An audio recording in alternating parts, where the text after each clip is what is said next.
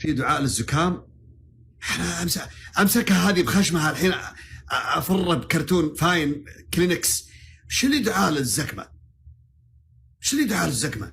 ادعوا لانفسكم بالعافيه، كل شيء يروح.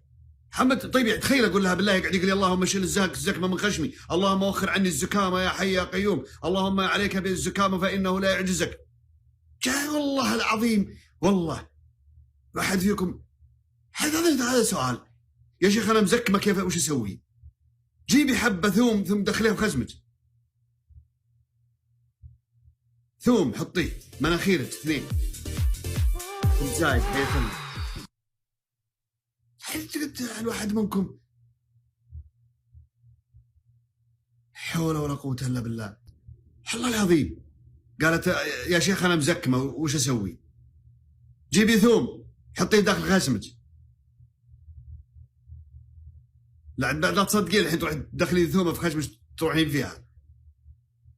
روحي المستشفى خذي دواء وخذي، ولا اسكتي اشربي مرق على شويه بصل وعليه شويه فلفل اسود.